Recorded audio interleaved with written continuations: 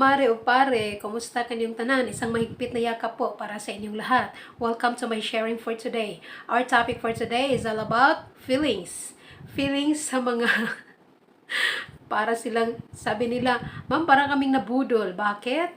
Dahil sabi nila, follow kami ng follow pero hindi naman nag-rest back. Huwag kayong mag-alala. Alam niyo ba mga kaibigan, kung kayo po ay laging nanonood ng mga videos ng mga kasamahang content creator, tumataas din ang engagement ninyo.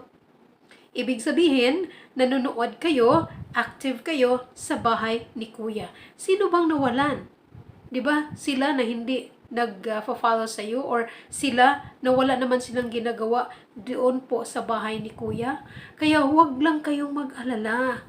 Manood lang kayo, mag-follow, mag-comment, mag-react dahil ito po'y palatandaan na kayo po ay active na active sa bahay ni Kuya, sa bahay ni Lolo Mitz. Importante kasi yun kasi everyday tinitingnan sa mga alila ni Lolo kung sino bang nanonood, sino bang active. Kaya kung napapansin nyo, kung nanonood kayo lagi sa mga videos ko, makakatanggap kayo ng top fan badge. So tanggapin nyo lang yon. Ibig sabihin, active kayo. O kung sino man sa mga kasamahang content creator na doon po kayo pumapasok at laging nanonood, kayo po'y makatanggap ng top fan badge. Ibig sabihin, active po kayo. So huwag kayong mag-alala, huwag kayong magtampo sa mga pina-follow nyo, pero hindi naman rumisback. Baka siguro hindi pa yan, wala pa siyang time, o di kaya may mga dahilan bakit hindi.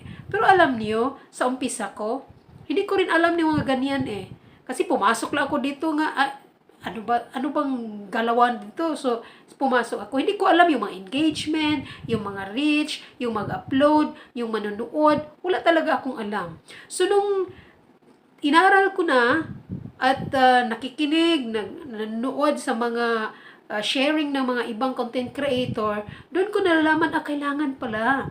So, ano lang, gawin nyo lang kung doon kayo, kung saan kayo masaya. Huwag niyo sanang sobrang seryosohin ito dahil masasaktan lang kayo. Alam niyo na, dito sa mundo ngayon na ginagalawan natin, kailangan talaga natin ang sipag at tiyaga. Importante na masaya tayo, di ba? So, huwag kayong mag-alala, huwag niyong damdamin ng sobra. Kung marami kayong pina-follow, mas mabuti para marami kayong matutunan doon po sa pina-follow po ninyo. Mayroon kayong natutunan sa mga videos na sinishare po nila. Kung sakali man mayroon kayong inaasahan tulad po sa naibahagi na ninyo na nakipag F2F, nakipag R2R pero hindi naman rumesback, huwag kayong mag-alala. Baka dumating ang panahon na may oras na siya, makatanggap din, rumesback din yun sa iyo. So, ang importante na kayo mismo ang gumagawa kung paano nyo paangatin ang mga pages at saka yung mga profiles ninyo. Huwag kayong magpadala doon sa mga offers na magbabayad kayo ng ganito, tapos sila nang bahala magpadami sa mga followers, papataasin yung dashboard nyo. Mali yun. Kasi hindi ganoon ang palisiya ni Lolo. So, walang ganoon. So, importante na sundin ang mga palisiya ni Lolo para hindi tayo mapalo, hindi tayo mapaalis, hindi tayo mawawala sa bahay na ginagalawan po natin. So, yun lang mga kaibigan.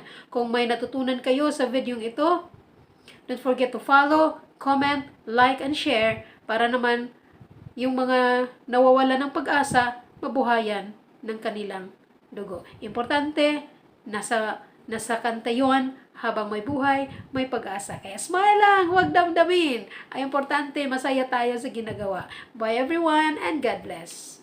Mahigpit na yakap.